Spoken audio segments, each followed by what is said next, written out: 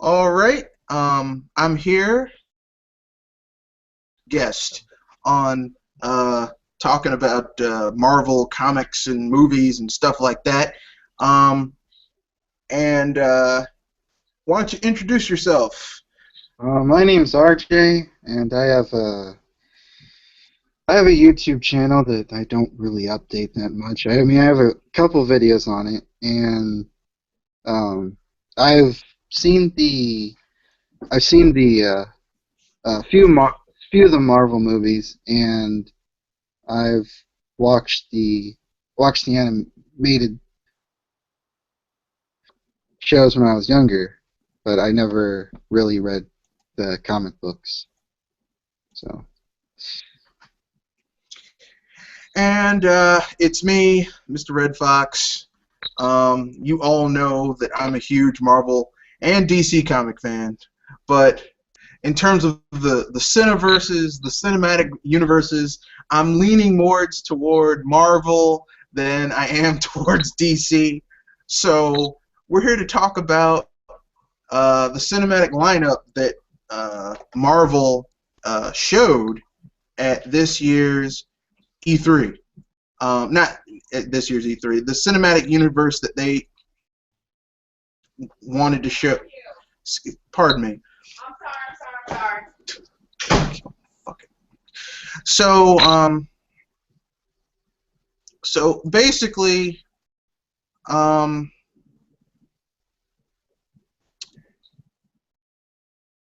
saw what DC's lineup was, and it looks on on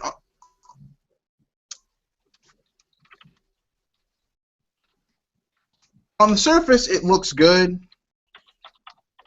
but I don't have much hope on it being any good. I'm sorry, I just don't. what about these? What about these TV shows they're trying to push out, like Gotham and Flash and Arrow? I haven't really heard too many good things about the Arrow, and the Flash looks okay, I guess. I don't okay, I'm going to try and be a little bit objective here. The problem with DC is that the Nolan movies happened, right? Yeah, Like that's what basically, because the thing is this, no, like the Nolan movies did very well for Warner Brothers, and the problem with that is that the Nolan movies are very dark and gritty and grounded in reality, and so basically Warner Brothers is keeps on trying to force all of their comic book movies into um that hole. yeah, You get what I'm saying? Like, yeah. like Marvel embraces the fact that like certain things are fantastic. Like Marvel's like, hey, going into space. How you like them apples? We went into space. Isn't that awesome? Like Guardians of the Galaxy is only tangentially related to what's going on in the Avengers. You get what I'm saying? Like Yeah. the only, well, actually no, the only relations that Guardians of the Galaxy has with the Avengers is there's the Infinity Stone, Thanos, and that's about it. Like it's really like if you aren't a Marvel fan, if you don't know anything about the Marvel universe, like you could watch Guardians of the Galaxy. They could take Marvel off the title and you say this is just a really good sci-fi film. Yeah, yeah. Like, that happens to have a talking raccoon and a tree. Uh, And the tree was awesome. The tree, Groot was awesome in that. Vin Diesel saved that entire movie, and all he had was one line.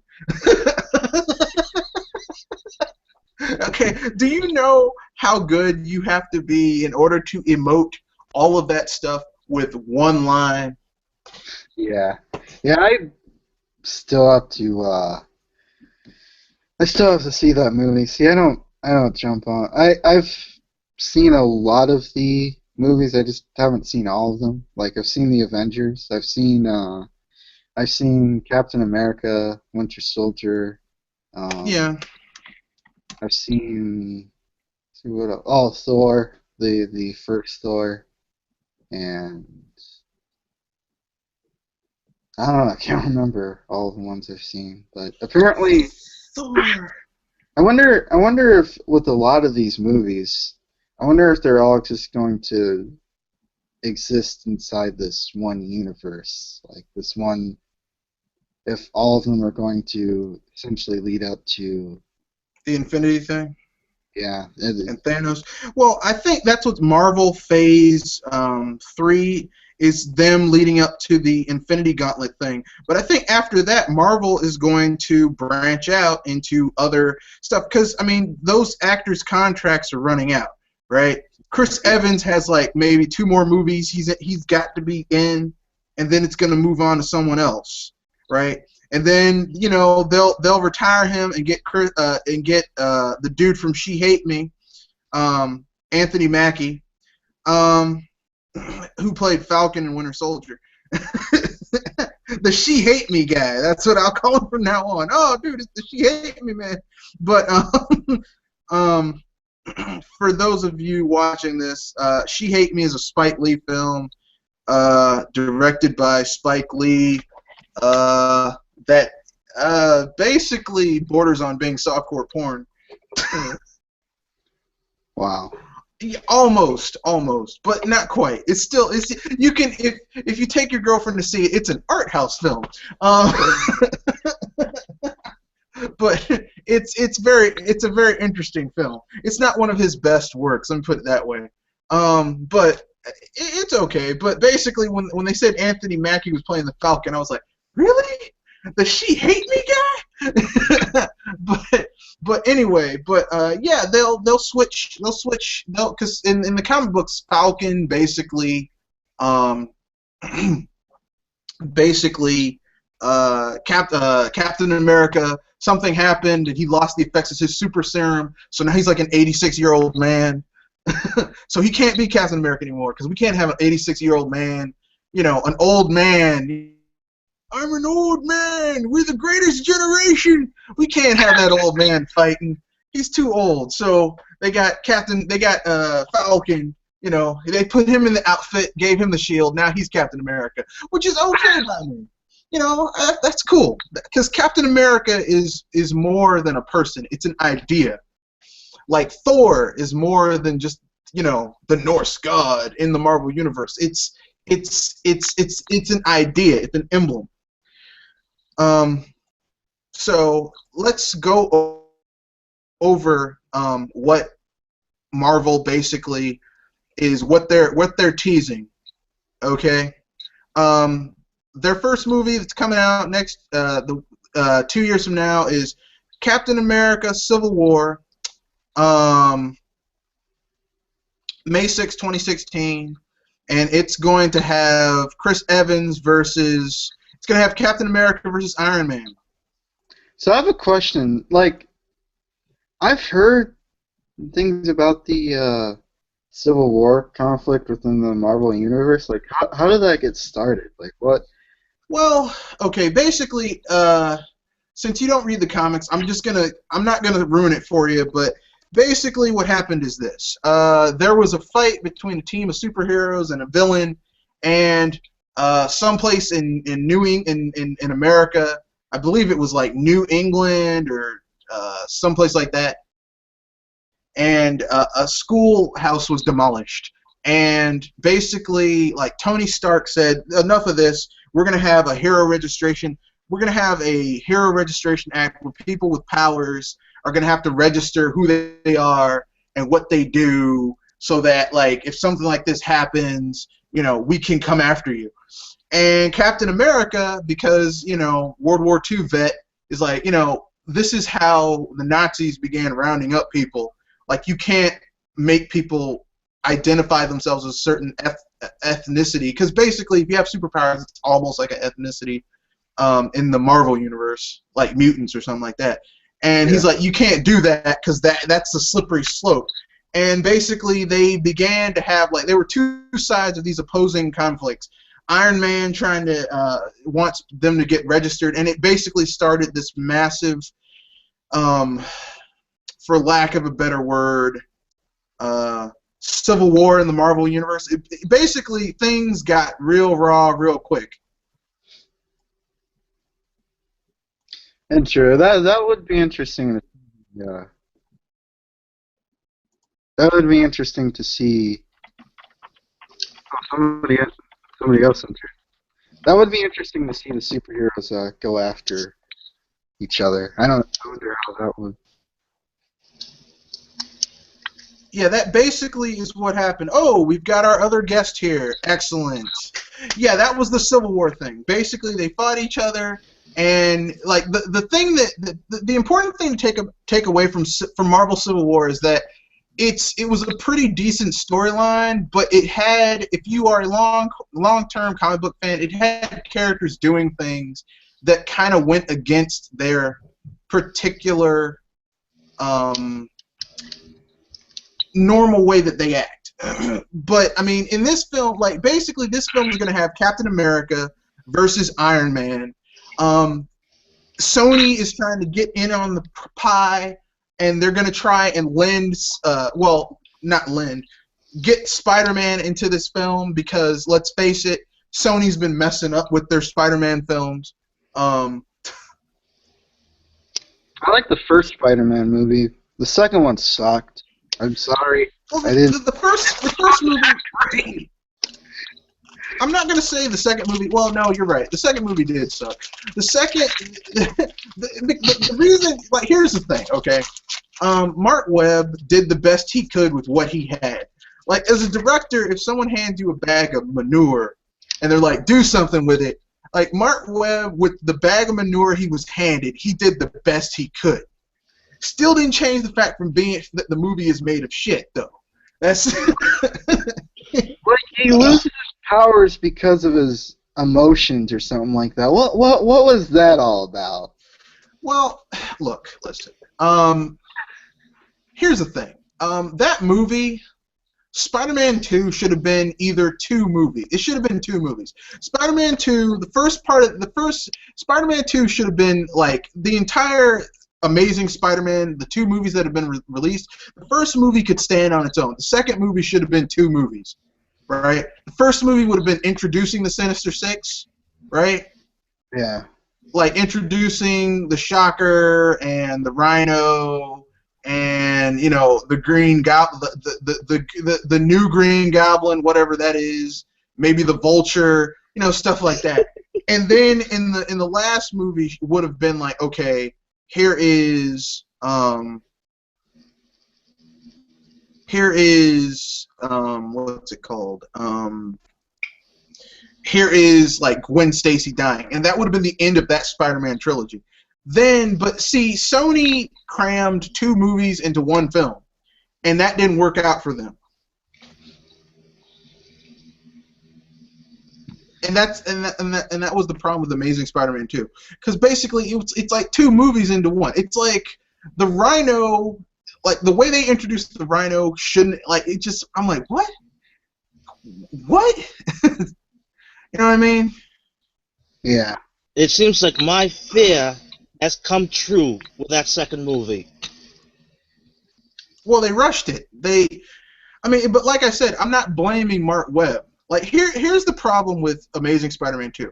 They, like, rather than just make a good movie, they're trying to aim at demographics, right? Like, compare Mark Webb's Amazing Spider-Man 2 to Spider-Man 2. I cannot tell you anything from that movie that's memorable to me, despite its special effects. Like, Amazing Spider-Man 2, like, okay, I remember he fought Electro, that was kind of cool. He stopped the car from crushing those people, even though one of his web shooters was busted. That was kind of cool. Gwen Stacy died. I was like, whatever. But if you ask me to tell you a memorable moment from Spider-Man 2, let's see, that Doc Ock fight is still so much better than anything I saw in the Mark Webb film. That Doc Ock fight is still, hands down, one of the best Spider-Man fights I've seen in a movie. I mean, it was awesome. I will give you that. That was a pretty cool fight. I mean, like, and here's the thing. For someone who has read a ton of Spider-Man comic books, the Doc Ock, that was the only time I'd ever seen someone take something from the comic book and translate it well to the The big screen. cinema, to the big screen, yeah. Because that was the first time that you saw Spider-Man fighting how Spider-Man actually fights in the comic books. Because that's how he fights. Like and here's the thing, Spider-Man was pissed. The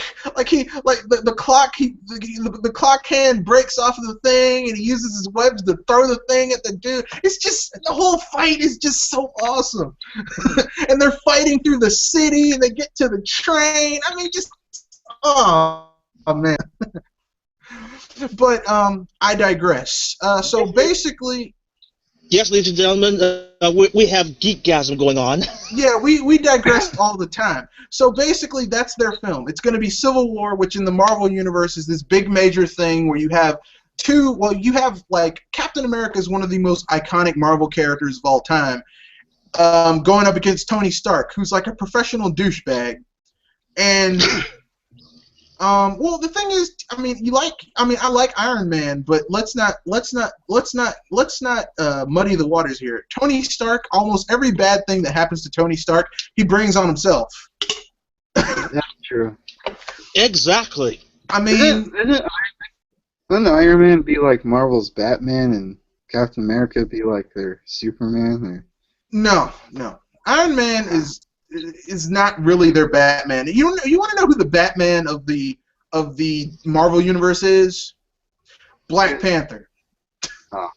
Except if you put Black Panther in a fight against Batman, Black Panther would kick his ass 9 times out of 10. Yeah, Black Panther is that bad. He's, oh man, no. I mean, I like Batman, I like Bruce Wayne, but ooh man, Black Panther would mess up that man. Bruce be in trouble. Batman be like, I got batarangs, I got a utility belt.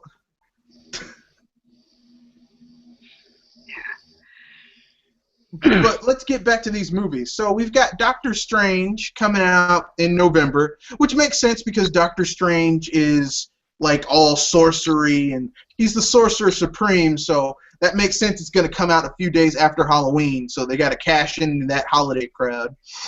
We haven't thought of that. Yeah, and then we've got Guardians of the Galaxy 2 coming out May 5th, 2017. That's going to be an awesome movie. Then we've got Thor Ragnarok, which is going to be the end of Chris Hemsworth playing Thor. Thank God. I'm tired of Chris Hemsworth playing Thor. Then November... that's a shock to my heart, mate. Or Chris... Oh, no, the thing... Like I said, Thor is an idea, right? Let's let someone else have a chance. Let's bring the classic Thor. Let's bring the old dude with the professor with the bum leg who finds the hammer and picks it up, and he becomes Thor. I mean, come on, man. How many times do I have to see Chris Hemsworth? Oh yeah, I'm Thor. Give me another. Like it's time to pack it in. So then we've got Thor. That's July 28th. Thor Ragnarok. So they're gonna have almost movies back to back. Cause let's see, January, February, March, April, May. That's 5 months. June, July. So 2 months later, Thor Ragnarok.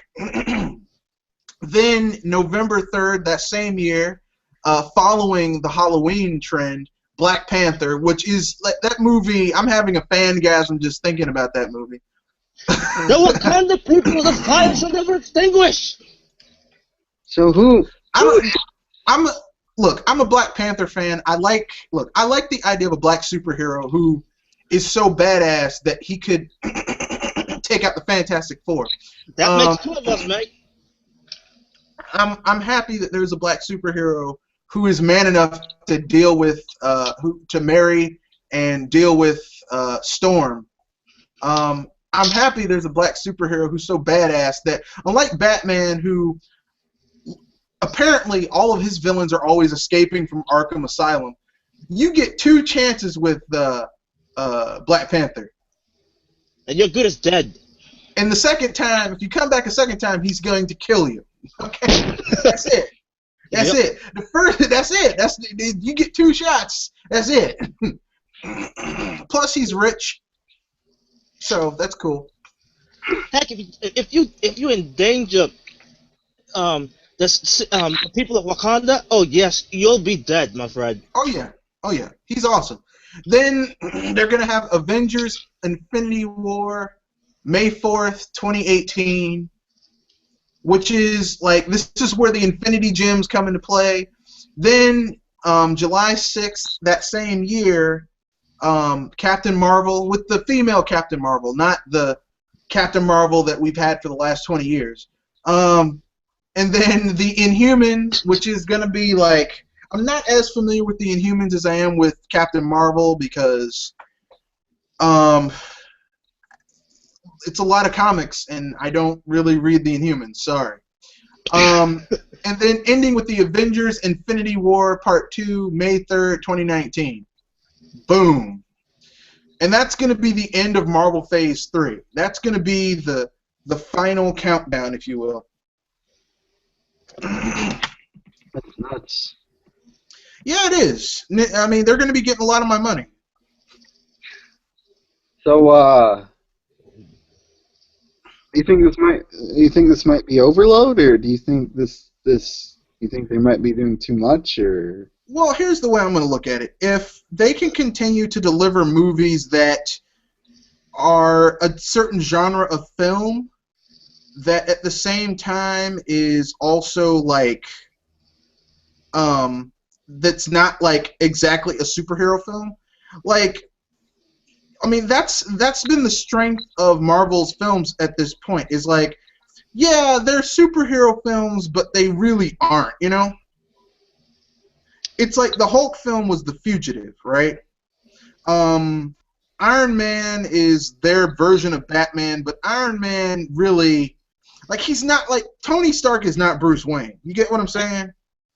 Yeah. Actually, Tony Stark is like to me he's DC version of which was that character again? Atom. Adam, I wouldn't even put him in. I wouldn't put him because Marvel already has a dude who's like the Atom. He's Ant-Man. Oh yes, it's good. Please. Yeah, they've already got a version of the Atom. I was They've just got going by Ant-Man. personality-wise. No, personality-wise, I would say that Iron Man is his own thing. Because basically, I remember reading this thing where they were talking to Stan Lee, and they said, "What were you thinking when you created Iron Man?" He's like, "Well, I wanted to create a hero who was a total douchebag." He didn't say it like that, but that's basically that you would like, and that's Iron Man. He's a total douchebag, but I mean, people kind of like him, you know. Yeah, he's a lovable douchebag.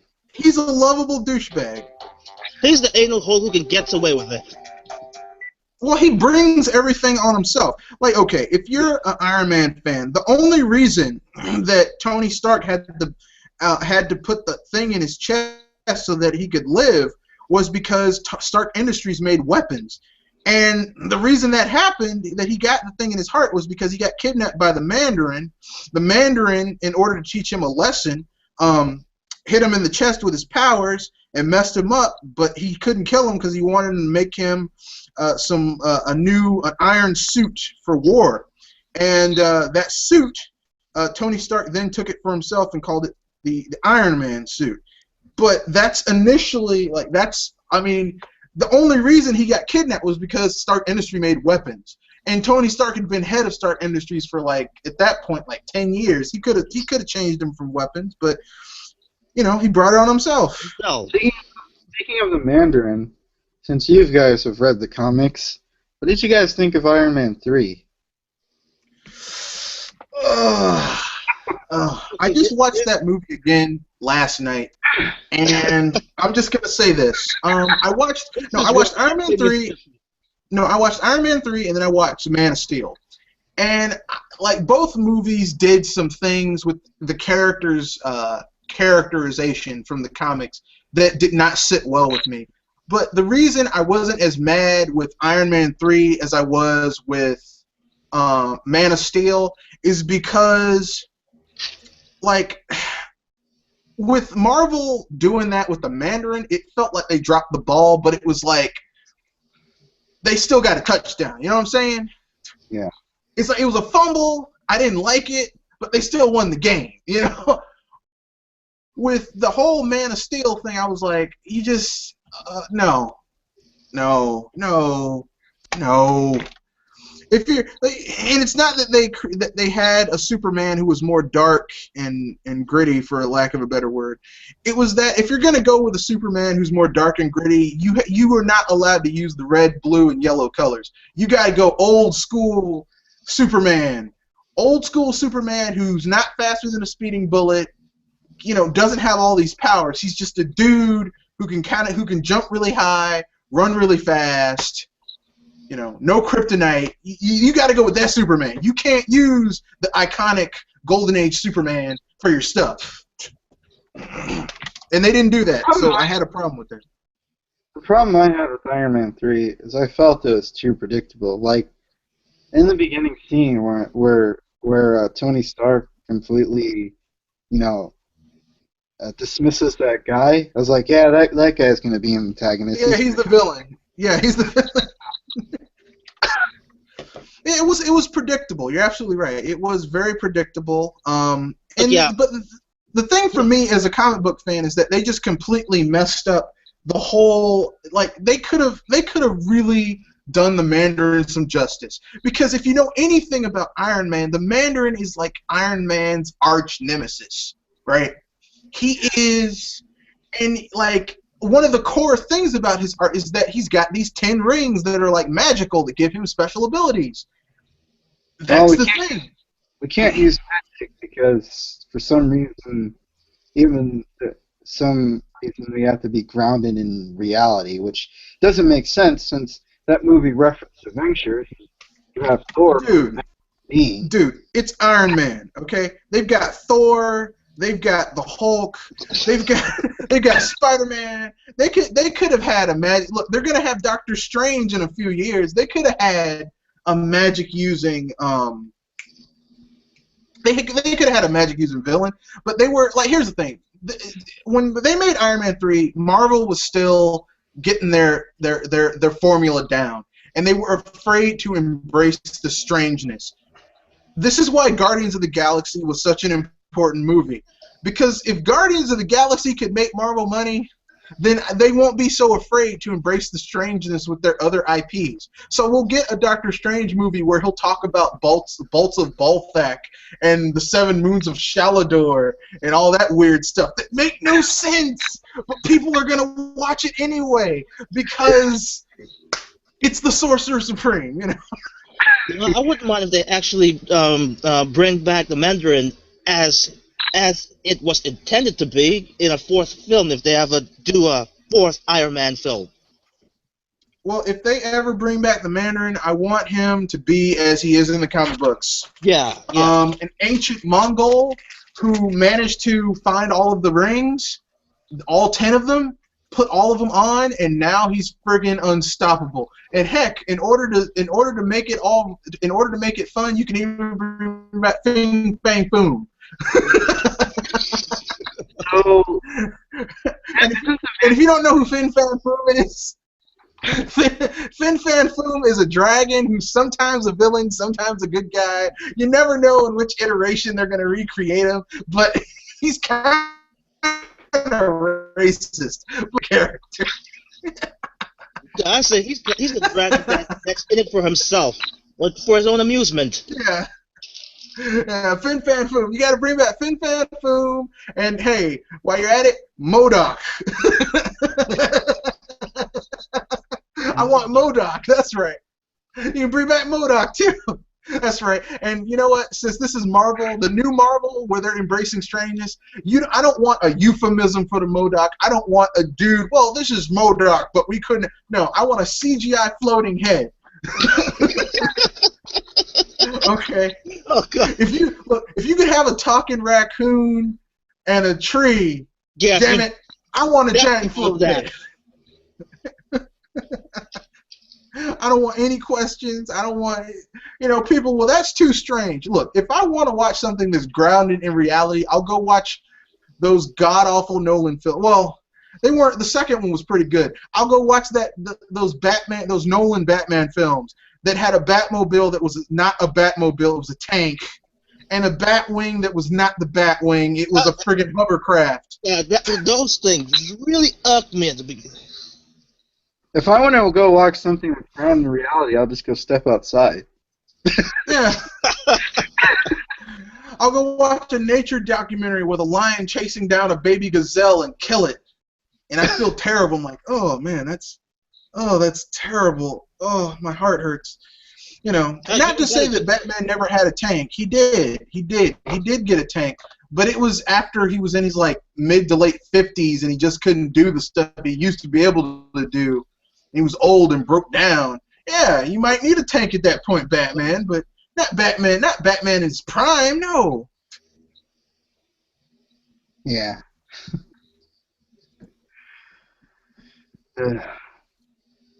So does anyone now, here's my question. Does anyone think that Marvel is going to fail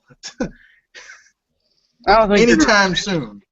I don't think they're going to fail. It's just, you know, we go through these ages, you know, where one thing is really popular for a while, and then, you know, it just starts to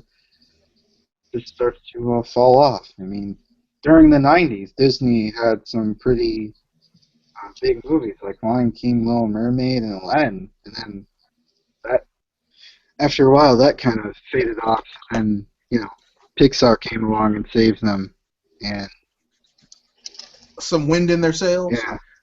Yeah. But you know what really hurt Disney though? They started making those stupid sequels, right? Yeah, like what was the deal with making a sequel to Lion King or making a sequel to Aladdin? Like, why didn't you just leave those movies as they were? Well, they made sequels that no one cared about. It's like, okay, they made a movie called Lion King 1.5 that just focused on Timon and Pumbaa. Timon and That Pumbaa. wasn't too bad. But, I mean, Timon and Pumbaa are these two interesting characters. It would be nice to hear how this thing come about. How these two bug-eating creatures get together. And, you know, I mean, that's an interesting story. But no one needs to hear about all these. It's like, it's The Little Mermaid, too. Look, after you kill Ursula, that's all I need to hear about this stinking story. Yeah. That's it. I don't need. We really need a Beauty and the Beast 2? A Cinderella 2? And then some of these shows span off into cartoon series that were take them or leave them, I guess. But I don't know. Now, I'm not going to say it because some of those cartoon series are awesome. Like Aladdin, the cartoon series was pretty good. But that was like kind of like each little cartoon was its own contained story. You get my drift? Yeah. Like, it wasn't like they were like, oh, well, we need a sequel after the ending. It was like, Although, why Aladdin was going on these adventures. Look, if I was going to get married to someone like Jasmine, I would not have time to be going on adventures. Yeah. Unless Aladdin really was in some sort of a midlife crisis that he needs to go on an adventure to be young again. No, hell with that shit. I'd be like, look, I'm busy taking care of business. Abu, the lion, get the hell out of here. I got some business to take care of. If you hear any noises, it's just me handling my business. I mean, that would basically, I don't understand this. Well, we have to go on more wacky adventures, yeah. You know, they made a Little Mermaid the cartoon, which is actually pretty cool. I liked it. Before we go any further, if you are watching this, you can leave questions in the Q&A section. I will try, or my guests will try to answer them. So don't hesitate to click on the Q&A and ask questions, because that's what it's all about. Yeah. But yeah, I think Marvel can do it. I think DC is already, the cracks are beginning to show, because they're leaning heavily on Batman and Superman, and they're going to do their big team up films first for characters that people who know jack shit about them. These characters, like, hey, it's Aquaman, it's Jason Momoa, and look, I like Jason Momoa, but I just want to let you in on a little secret. He's been playing the same role in every single movie, TV show he's been in for the last decade, so Again, yeah. I will admit, I'll give you that. Like every movie is him. Every TV show is him playing Ronan from Stargate Atlantis. I don't know why people don't get this. He's Ronan from Stargate Atlantis. Like he was in Game of Thrones. He was Ronan from Stargate Atlantis. He was in what was that other film? He was in Conan the Barbarian. He was Ronan from Stargate Atlantis. He was like, To be honest, I haven't seen Stargate Atlantis myself. okay, he was Khal Drogo. Basically, he plays the same role in every movie he's in. You know, the same dude, the same. Like, there's no depth to his acting abilities, right? It's sad, really. I guess maybe this is the reason why they picked him, because it's a slam dunk for this one. Here's the thing. I hate to say this. I like old school Aquaman. I know this is terrible. I like the old school Arthur, clean shaven, or maybe with like a well trimmed beard, like with all red and like, you know, Arthur. Like I like that Aquaman. I don't like the Aquaman with the long hair and the hook hand. I don't like him. He's too much of an asshole. I'm sorry. So the only cool thing that ever happened to him is when his brother tries to usurp the kingdom and ties him and his son to a bomb. He's like, you can either save yourself or save your son, but not both of you at the same time. and he runs away, and the dude cuts off his hand and saves both of them. I mean, that was kind of cool, but other than that, I'm like, this dude's just kind of an asshole. I'm sorry. Okay. Physical appearance, yes, I'm definitely there with you. I'm really not digging the whole long hair look.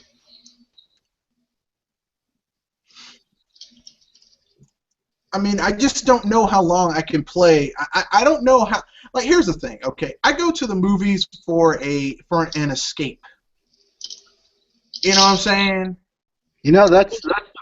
Oh yeah. I go to the movies for an escape. Look, real life is shitty and dark and gritty enough. Okay? Why would I want to go to the movies and watch something? Like, that's what pissed me off about Man of Steel. I was like, look, I came in here, I wanted to see a Richard Donner film. I wanted to hear a John Williams tune. I wanted to be inspired to be a better human being. I walked out of that film, I was like, fuck this movie. I was like, fuck Zack Snyder, fuck this movie, fuck the dude who played Superman in this movie. Oh, you're breaking my heart, old man. I was like, this movie did not inspire me to do anything. And you know, the fact that I didn't get to hear one John Williams tune, I was really pissed off.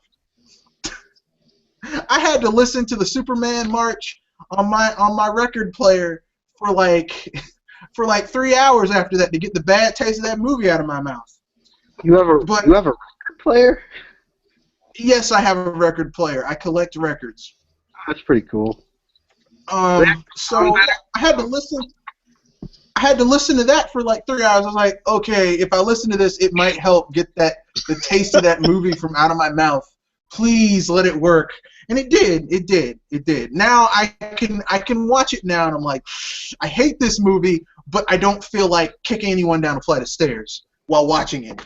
That means I'll be the first person to get kicked by you then. No, I don't, you know, there's some films that just, like, okay. I know it's a metaphor. No, anyone here ever watch The Godfather? Oh, yes. All 3 parts. Yeah, like, the first 2 movies are great. The third one, I'm like, why? What the... like, really, we didn't need a third one in this series. I'm kind of indifferent on that one. No, I hate the third one. Oh, God, I hate it. The first one, oh, man. So many quotable movie moments. All I want is for there to be no more attempts on my father's life. You know, And then there's, and the characters and just how well written that one was. I just, but we're moving into strange territory. Let us continue on to our last little bit, and then we'll get to questions. So where do you think Marvel's going to go after Phase 3? After this Phase 3, they might actually bring out the lesser known characters that actually make TV shows out of them. If this Phase 3 is really successful.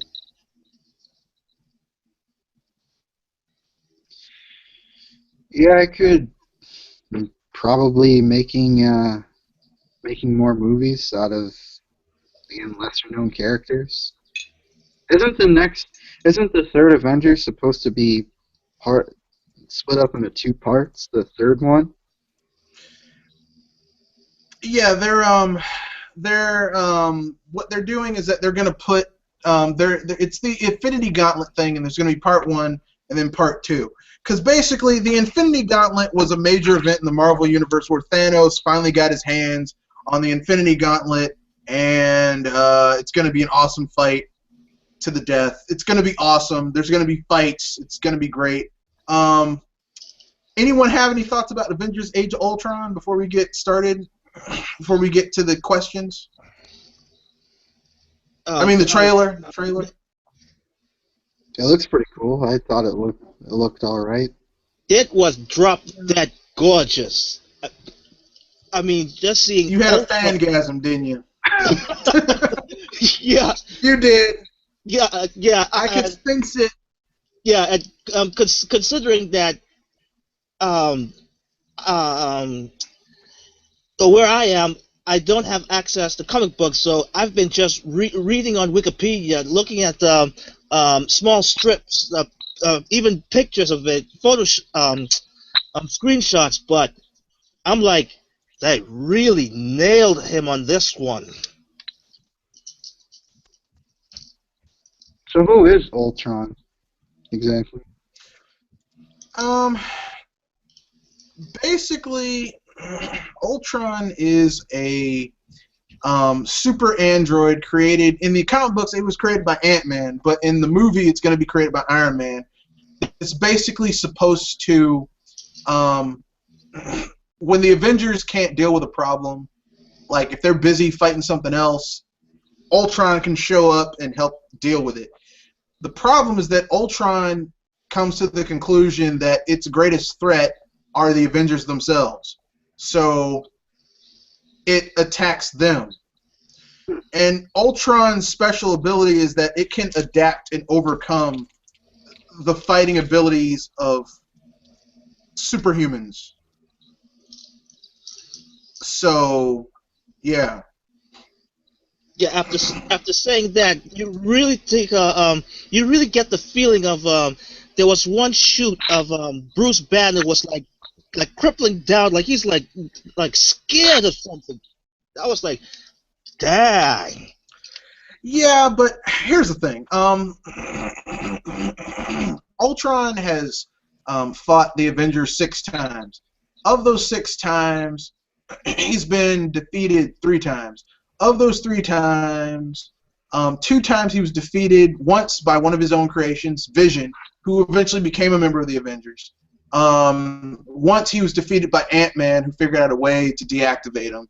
And the last time he was ripped to pieces by the Hulk because Ultron had the balls to claim that he was the strongest being in existence. And as we all know, no one's stronger than the Hulk. Not unless you cross over DC Universe and meet Superman.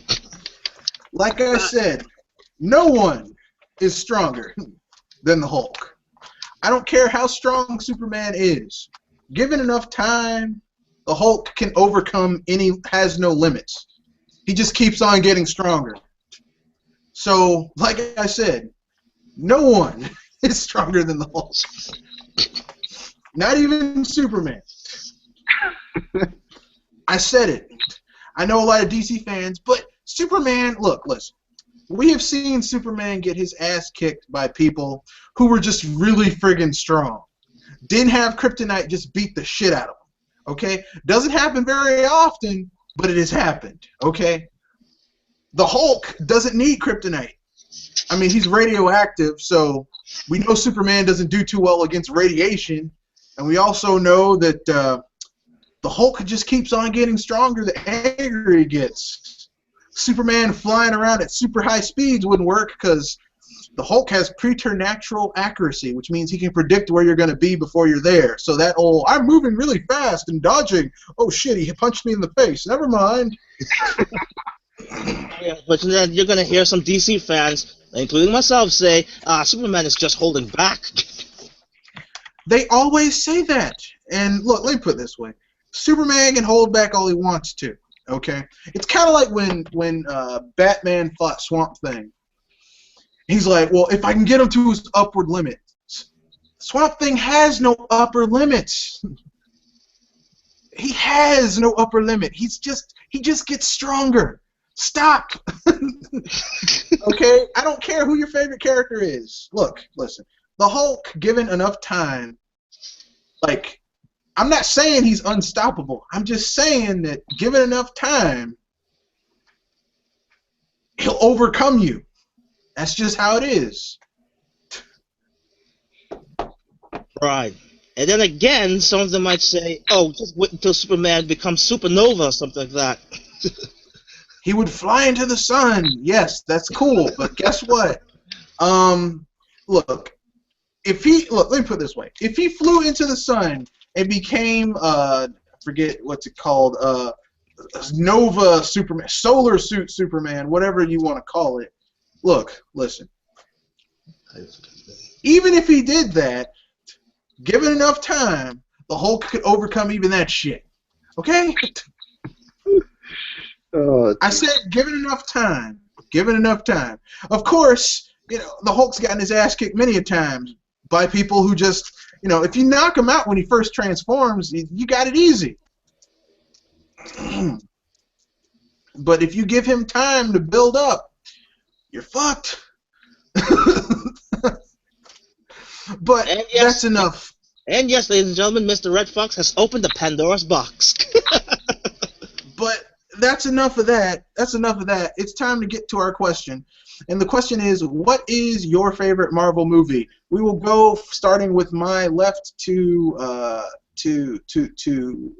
with my two guests to myself, starting with RJ. Go ahead. What is your favorite Marvel movie, sir? I'd probably have to say, I thought The Avengers was a really good movie, but it would have to say Winter Soldier. Captain America Winter Soldier, just because I feel like some of the minor characters, like, you know, I feel like that there was more involvement with some of the lesser characters, and I felt that they didn't treat Black Widow as some kind of sexual object in this movie, that she actually had more of a purpose in this movie than she did. What? You weren't aware of how Black Widow's tight pants saved the world in Avengers?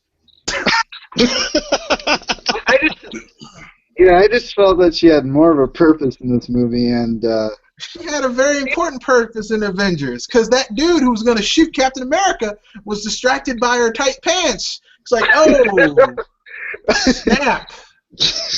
Dang. Man, I bet you I can get her digits. Oh, damn. Captain America hit me with a shield while I wasn't looking. She saved the world with the tight pants. No, I get what you're saying. That's a very good point. Okay. Triple M.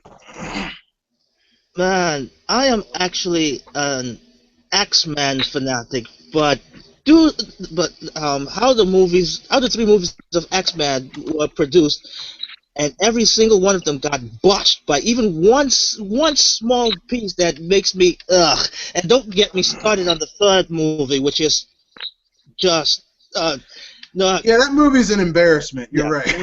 You don't have to. Moving on. Movie, everyone who signed off on that movie should be slapped. What movie are you talking about? X-Men 3, X-Men United. Yeah, And that even movie the was terrible. and even the first X-Men, even though that one did pretty darn good, but aesthetically, that's where I'm going, shaking my head here. But um, if it wasn't for First Class, I wouldn't even take an X-Men movie. So X-Men First Class. Really? That's where you're going? Okay. All right. I'm going to tell you my favorite Hulk movie, and I know some people are going to get mad at me. They're going to say, sorry, my favorite Marvel movie, and they're going to get mad at me because it's a Hulk movie, but it's not the one Really? everyone thinks. Everyone thinks my favorite is they're going to think it's the one with Edward Norton because that was quote unquote the good Incredible Hulk. No. I like the one directed by Ang Lee.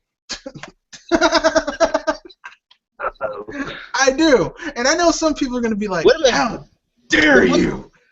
The one with Eric Bana. The one with Eric Bana. Yes, I said it, and I'm going to tell you why.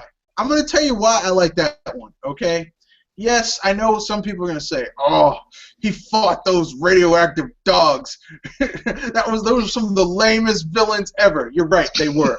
They were lame. They were lame. Even though one of them bit the Hulk in the crotch, specifically in the dick, but still, that was kind of lame. I get it. But the final fight was pretty cool. The final fight between Hulk and his father, who they basically ripped off and turned into the Absorbing Man, kind of, sort of, was really cool. The how they traveled from the facility where they were locked up to where they had the final fight was kind of cool. Where like the dude turned himself into electricity and like the Hulk was fighting him like in the clouds, like literally like fighting a dude made out of energy. That was kind of cool, and it really illustrated that the Hulk is not a dude you want to fuck with. You know what, Mr. Fox? I'm going to be the second person to say yes. I really like that first movie instead of the second one. The second one had its parts. I'm not gonna say it didn't, but they turned the Hulk from what he is. Like, here's the thing: the first movie got like, if you're a Hulk fan, and yes, I'm a Hulk fan. I have a lot of comic books with the Hulk. I also have the Ultimate Hulk guide. I'm a huge. I have Hulk Ultimate Destruction. I even bought that god awful Sega game based off of that shitty movie from the second one, not the first one. They got so many things like the Hulk, how Banner can heal from his healing factor is the Hulk is insane. How the longer he fights, the stronger he gets. How he gets bigger and more muscular as he gets stronger. Like literally, and even though the Hulk is huge, he can run insanely fast, jump insanely high. His survival instincts. I mean, it just like the Hulk breaks the Marvel universe. Like everyone saw for Days of Future Past. Quicksilver breaks the Marvel universe. No, he doesn't. Hulk breaks the Marvel universe. He breaks the Marvel universe. You plunge him into the depths of the ocean, he'll grow gills in order to breathe. You throw him into space, he'll probably find some way to breathe in space. He's been thrown in volcanoes. He came back. Look. I'm just saying, it's really hard to kill the Hulk, okay? Banner's tried. He shot himself in the mouth, transformed into the Hulk spit the bullet out. That was freaking awesome. Look, you need to understand something. There's a reason the Hulk is like my favorite character. Because he's relentless. He doesn't stop. He doesn't show mercy. And he will beat the hell out of you. He will beat you into a pulp. And I saw the Avengers trailer, and I saw Iron Man wearing his Hulkbuster suit, which is a misnomer because I've been reading a lot of Iron Man and Hulk comics, and I have never seen any of those suits do shit against the Hulk. Why do you call it a Hulkbuster when you have never not once busted the Hulk? I don't get it. I think you just said that shit so you could sell it to the military and General Thunderbolt Ross. These are Hulkbusters. Yeah. Sir, why are we spending all this money on some shit that never works? Shut up, you. I don't know what you're talking about. I'm General Thunderbolt Ross. Okay, so anything else before we close out, you guys? Wait a minute. You said favorite Marvel movies, right? Yep, favorite Marvel movie. This is from Dark One 008. Okay. Okay. I'm going to retract my my favorite answer that was First Class. Actually, now I forgot about Spider-Man. So, Spider-Man 2 is my favorite. Spider-Man 2 is pretty good. Yeah. I would have chosen that, but I'm a huge Hulk fan, so. And I'm actually. I mean, like. I'm actually a clash between Wolverine and Spider-Man fan myself. I like Spider-Man. I like the Hulk. Like I like superheroes who have issues. You know what I mean? Yeah. I like superheroes that have issues. Like I like, Spider-Man. He's kind of a nerd, and then he gets these insane powers.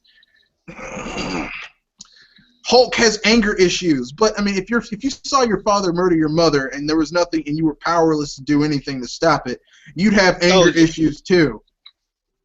That's a trauma waiting to happen.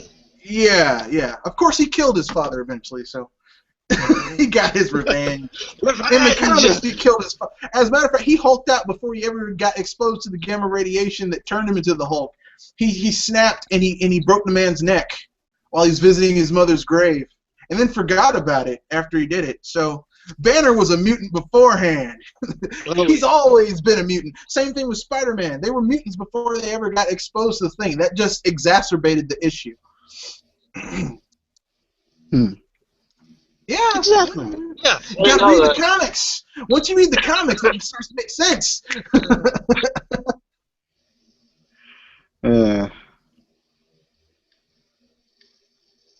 Worst Marvel movie. What's the worst one? Yeah, we can do the worst. What is your least favorite Marvel movie? The one that you just went out and you said, "Man, fuck this movie." Iron Man 2. Iron Man 2 is really terrible. That was the one that you just were like, you know what? Fuck this movie. Yeah, I thought it was terrible. Like, again, going back to Black Widow, she was just nothing more than just eye candy, and I thought the story. Man, speak for yourself. I like those tight pants. Those tight pants helped solve the case. That's how they figured out what was going on. The tight pants. I'm joking. Having seen a drunken Tony Stark doing nothing but laundering around doesn't help the case. Really, you didn't like the War Machine and Iron Man teaming up and blowing up all those dudes at the end? I just thought that ending was anticlimactic. Justin Hammer. I'm Justin Hammer. Time to drop the hammer. I'm sorry. That was. No, I get it. I understand. What was your worst, Triple M? Oh well, Red Fox, you already know this. No, I don't. That's why I'm asking.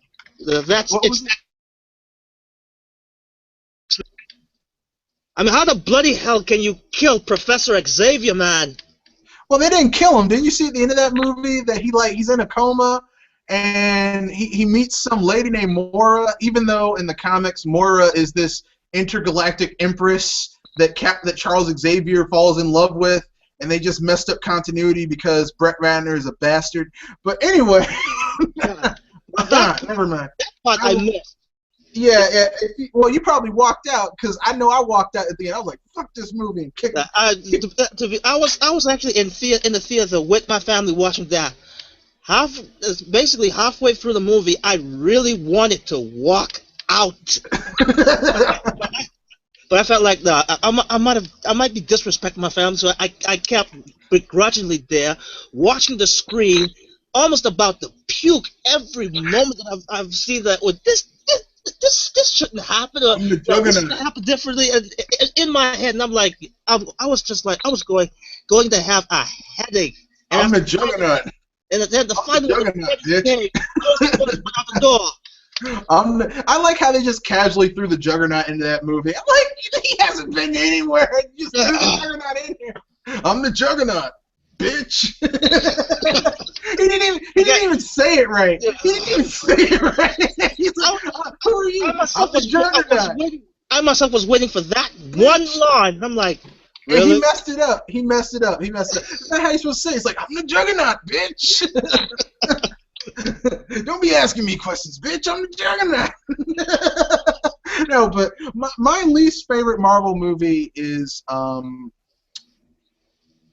oh God, the one. This movie basically made me just want to kick Fox in the balls. If Fox was a human being, Fox Studios, I want to kick them in the balls after I saw this movie.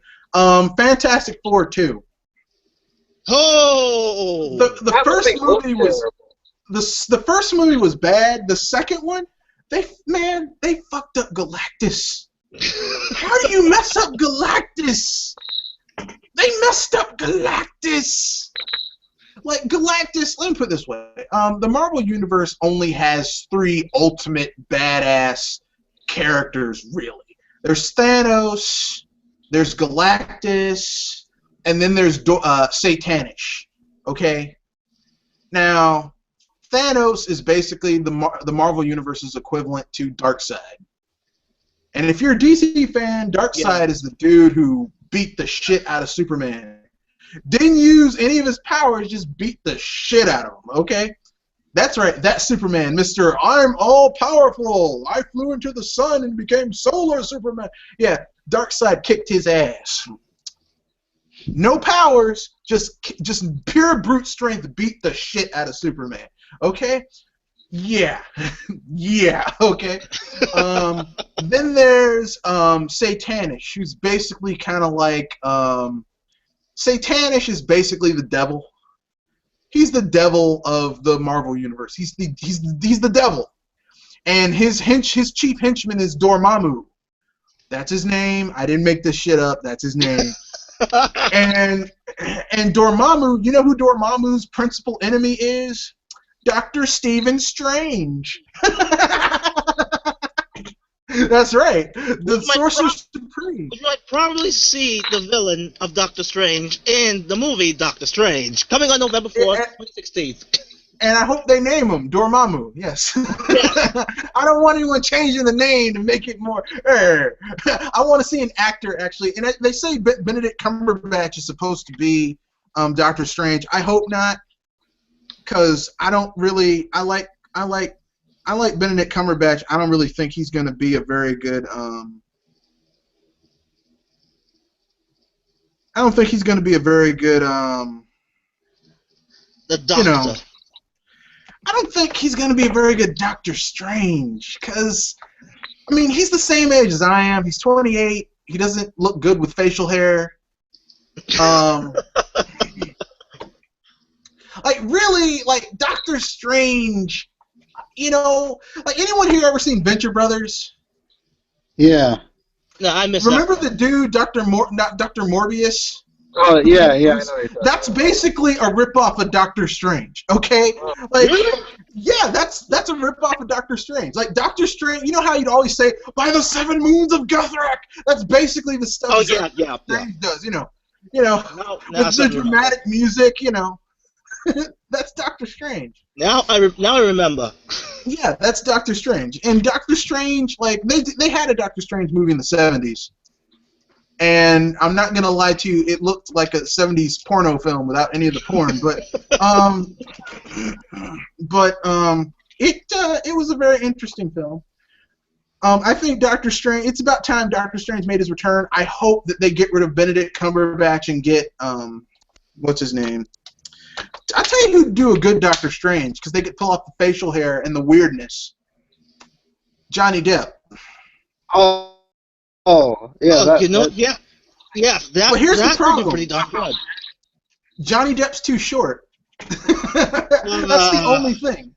He's too short to play Doctor Strange, but he could pull off the weird, otherworldly air that Doctor Strange needs to have in order to be Doctor Strange. So, I mean, Benedict Cumberbatch, like, he was terrible as Khan, so... I'm sorry, Khan to me will always be Ricardo Montalban. I'm sorry. with his thick Southern, with his thick Hispanic accent. Let me tell you something, cock.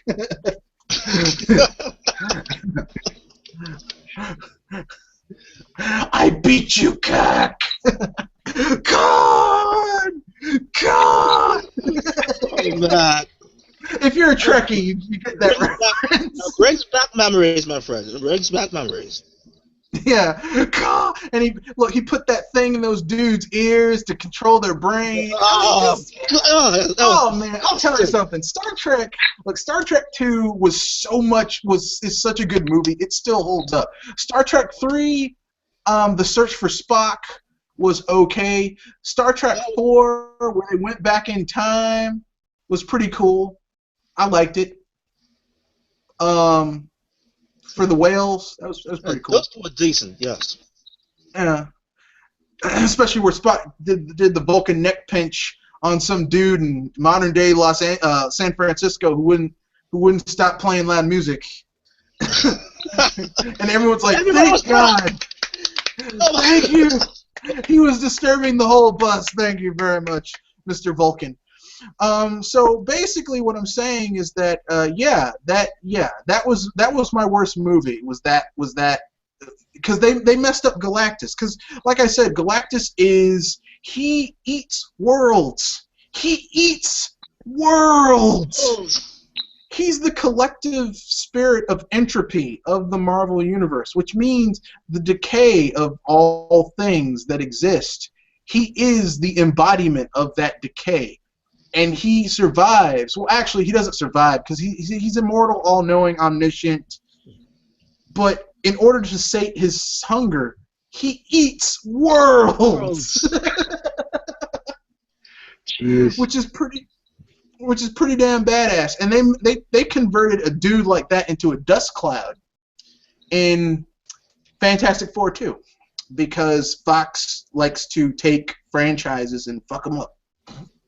Wasn't the Silver Surfer in that movie? Yeah, they did a decent job with the Silver Surfer, but they messed up Galactus. And the thing is, if you're going to have the Silver Surfer, you got to have Galactus, because the whole point of when the Fantastic Four met the Silver Surfer, the Fantastic Four, the only reason they're able to defeat Galactus is because the Silver Surfer uses his powers against Galactus in order to stall him. Yeah, and the Silver Surfer is basically the equivalent to the Green Lantern in the DC universe, except the Silver Surfer is way more powerful than even the Green Lantern. Speaking of that, it's quite ironic. I chose X-Men 3. RJ chose Iron Man 2. You, Mr. Red, chose Fantastic Four 2, and yet for us, those movies were so bad, but yet the Green Lantern movie with Ray Reynolds, that's considered to be a disaster. Well, it was Marvel movie. If you mean comic book movie, the worst comic book movie I've ever seen was Roger Corman's Fantastic Four, which is kind of close. Captain America movie, which is so bad that literally your eyes will turn into the back of your head and try and eat your brain, so that you will never have to think about having seen it. But I have not seen that film in a long time, and I try not to watch it because it's so bad. I'll take back my statement. That Fantastic Four movie really did suck balls. No, Roger Corman did a Fantastic Four movie that's even worse than it's worse than the two Fox movies combined. Like, you take that first one where they just completely messed up Doctor Doom, and the second one where they completely messed up what's his name, Galactus. They did pretty well with the Silver Surfer. I'll give them that much credit. They did do well with Silver Surfer. But literally, you combine those two films, they still aren't as bad as that Roger Corman film. The Roger Corman film was god-awful. And I don't think it was Roger Corman's fault. See, they gave him a shoestring budget, And the reason they made the film was so that they could keep the rights to the characters. Just kind of like the reason Sony rushed Amazing Spider-Man 2 was so that they could keep the rights, because really that movie would have been better had it had another year to develop and been split into 2 movies. But they had to make a movie or they lose the rights to Spider-Man. But at this point, Sony shouldn't really have the rights to Spider-Man. That shit should go back to Marvel, because Marvel's been making good comic book movies. Sony hasn't. So Heck yeah. let them have it. Much of anything lately, have they? They've been losing. Well, they made those They released those Adam Sandler films, which were just awesome. Wait, is Adam Sandler still relevant, or are we going back to like 10, 20 I don't years know. ago? I liked Grown Ups. I did. I did. I really liked Grown Ups. It was pretty good. Heck, I even consider Transylvania to be quite decent.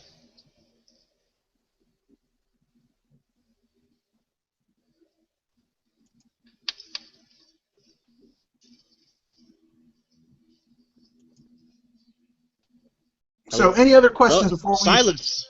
before we end it? You know what? Speaking about Adam Sandler, I'm not sure if I mentioned this before, but I could see him as Plastic Man. I'm too old for that. I can't. No. No, I like Adam Sandler. I don't think he could do a good Plastic Man. Okay, sure enough. No, I'll ask you a question. Who is the lamest Marvel character in your opinion? Like one you're just like, if you weren't in this universe, no one would miss you. My God. If you can't think of something right now, I'll go to RJ. That's a tough one. Here, I'll let you think about it. RJ, what's a Marvel character that, like, if they just disappeared, you'd be like, they're gone, and no one misses them?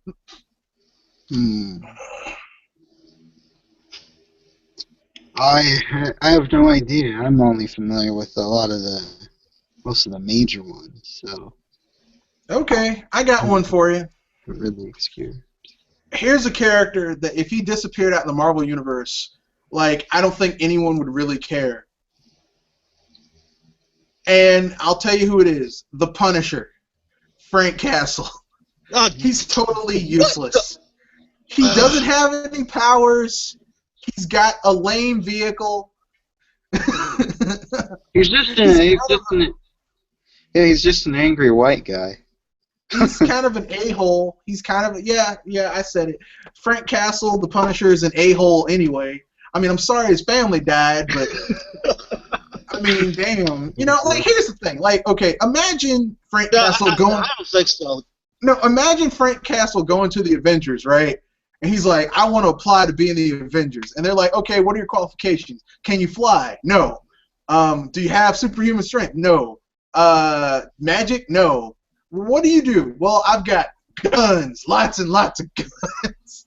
And I know 6 deadly martial arts.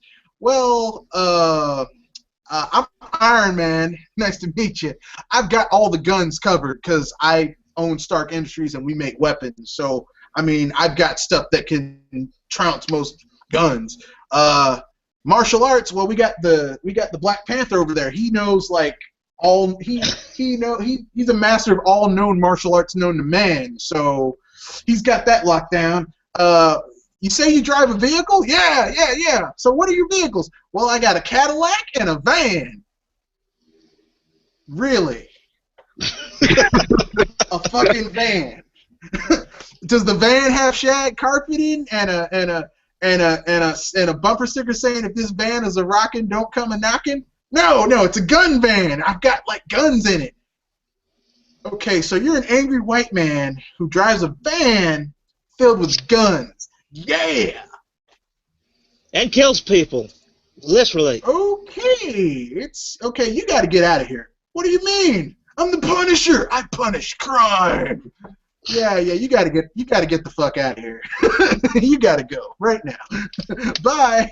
No, you can't do that. I'm the Punisher. I punish the guilty. No. I'm sorry. He's a lame character. They had this comic where the Punisher went and killed all the superheroes and then killed himself. And I'm like, okay, I could see you maybe shooting. I could see you maybe getting Tony Stark. You know, when he's not wearing his suit, just one in the head. But the Hulk? Seriously? You shot the Hulk? Look, if you shoot Bruce Banner, and he transforms into the Hulk, and you keep on shooting at him, the only thing you're doing at that point is just pissing him off.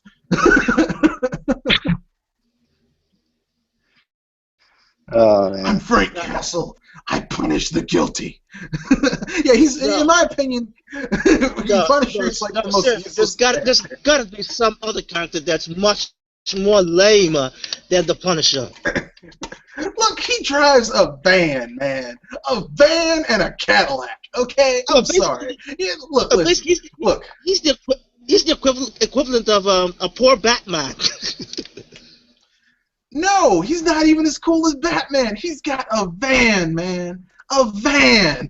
I mean, it's hard for me to think you're cool when you drive a van. Hell, even Spider-Man's got a moped.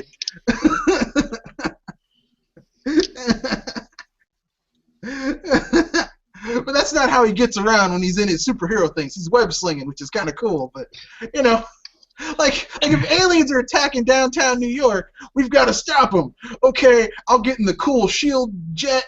And the Fantastic Four can get into their Fantastic Four jet that also is a car, and Wolverine's got like a motorcycle, which is kind of cool, and you know everyone's got motorcycles. And Punisher, I got a van.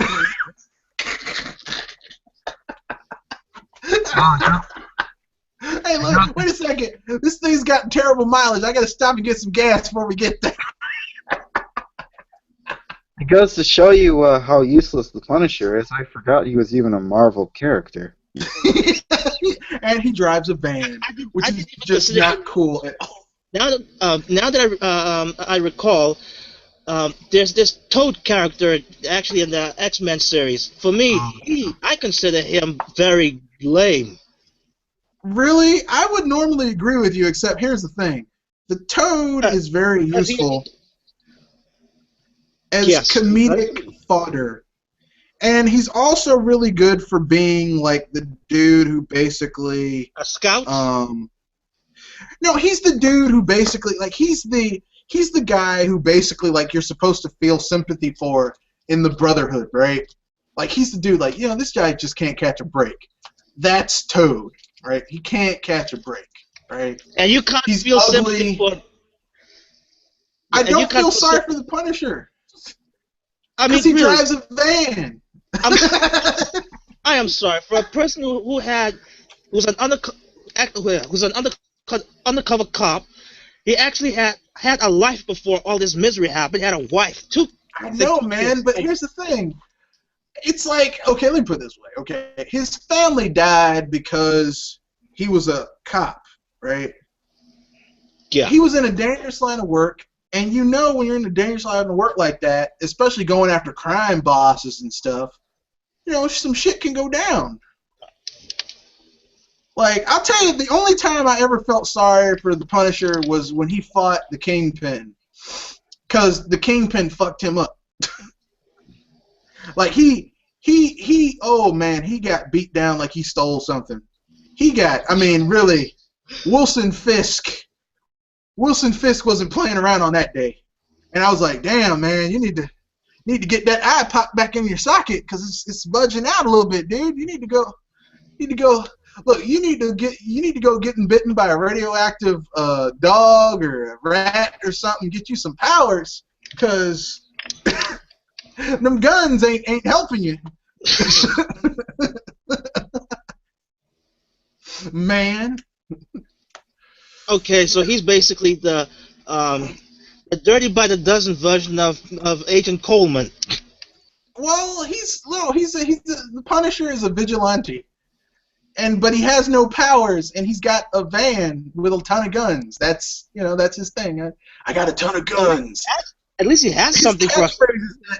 The Punisher punishes the guilty. That's what he does. He finds criminals and he takes them out. Like he's not like Matt Murdock. Like Daredevil will find evidence and he'll take it and he'll like go and build a case, and then as Daredevil he'll get the evidence and build a case, and then as Matt Murdock he'll become a lawyer.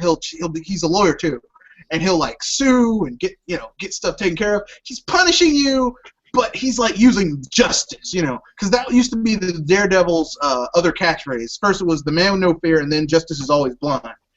Get it? Yeah. Because justice is blind because he's blind. Yeah, okay. So yeah. But then the Punisher, he just wiping out people. But I mean, like they had this arc where he went up against the Kingpin, and the Kingpin's like, no, go ahead, let him come on up to Fisk Industries, to my tower. Come on up to the top floor, come into my penthouse office, and we'll work it out. And Kingpin, oh god, that ass whooping was even though I don't like the Punisher, the ass whooping felt bad to me. I was like, damn, he fucked him up. Dang, it was kind of like he got messed up worse than when Spider-Man tried to fight the Kingpin. Damn, okay, that I did not know. Yeah, Spider-Man tried to fight the Kingpin, and he got beat. Spider-Man had to run away because Spider-Man made the principal mistake you make when you see the Kingpin. See, people see the Kingpin, they think, oh, he's this huge fat white guy. He's bald-headed. No, I know about the fight between Spider-Man and Kingpin, but what I did not know that the Punisher was in a worse situation or badly. No, well, first of all, he couldn't use his weapons, and the Kingpin threw the desk at him and disarmed him, and then it was just martial arts against a dude who knows multiple martial arts himself, and he's like over 300 pounds, but 80% of that weight is muscle. That's the Kingpin. Yeah, so we all know who won that fight. and Frank Castle was not heard of for like a year after that because he was in traction. But I think it's pretty obvious that Frank Castle is not the kind of person who actually uses his enemy's own ability against himself. So yeah, that was a drawback for him. Well, the Punisher is an interesting side character. He's not what I would call, oh my god. He's an interesting side character. He's not like, there was this story arc in Daredevil where Kingpin outs Matt Murdock as being the Daredevil. And he kills Matt Murdock's fiance, has him disbarred, like, just basically takes everything away from Matt Murdock, and Matt Murdock has this part where like he loses everything, and the Kingpin discovers that when you take away everything that a man has, he's got nothing to lose. Nothing to lose. And Wilson Fisk found out that day that you just don't want to do that to Daredevil. But anyone for that matter. Especially Daredevil. Not the man with no fear. He's a blind man. You got your ass kicked by a blind man, dude. And basically Matt Murdock proceeds to destroy each of his businesses. He destroys his marriage. He takes down his kids. So basically, he leaves Wilson Fisk in such a broken state that at the end, Wilson Fisk is begging Matt Murdock to stop. He's begging him to stop. And more like begging him to shoot himself. No, he's begging Matt Murdock to stop destroying his businesses and his life. He's begging Matt Murdock to stop destroying his life, which tells you that Matt Murdock is way more adept at punishing the guilty than a dude with just a lot of guns and a van. That's because the Punisher will just kill you brutally. Put your head in a fan, stick your hand in a fryer later. That's pretty bad, but they don't kill you, and that's the end of it. Matt Murdock's like, I'm gonna let you live, but I'm gonna tear apart your life piece by piece, brick by brick, connection by connection. And when I'm done, you're gonna know exactly who did the shit. Now that's some hardcore shit right there, man. That's scary. Yeah. So, anything else to say before we're done, y'all? Y'all. Pretty much. Okay, then. So, you guys give your sign-outs and any upcoming things you guys are going to try and do, and any upcoming information you guys have coming out, and we'll see what's going to happen. Glad to be a part of this podcast. My name's RJ.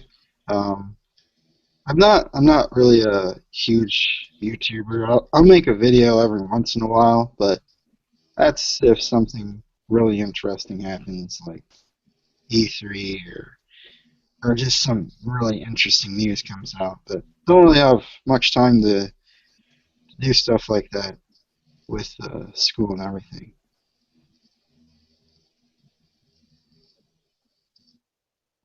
Cool. Okay, then. Triple M? Yeah. This has been Triple M.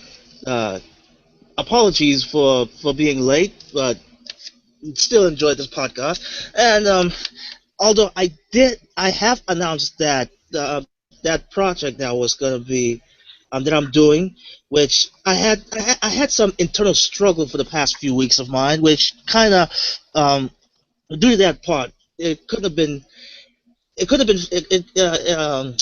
this project couldn't have been finished, and it could have gone on this week, but let it be known, I'm back on my feet, and I'm still doing it, and hopefully, even though if it's not going to finish until next year, but I'm still going for it.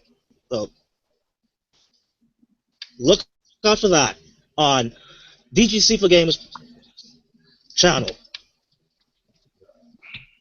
Okay, all right. Well, I guess it's my turn. Excuse me. Basically, I'm going to be dropping a review of. I'm going to be dropping a review. Of Big Hero 6 because I'm watching it today and I'll do a review tomorrow. So that's going to be awesome. I'll also start doing a countdown over the next few weeks to the 21st, which is when Smash Bros. Drops. And I'll be covering my favorite smashing memories. So it'll just be me reminiscing about stuff. People will be welcome to join, leave their comments on those vids, because I'll be talking about, something we can all relate to. And with that, I bid you guys adieu. You guys have a good day, and thanks for watching. Settle it and smash!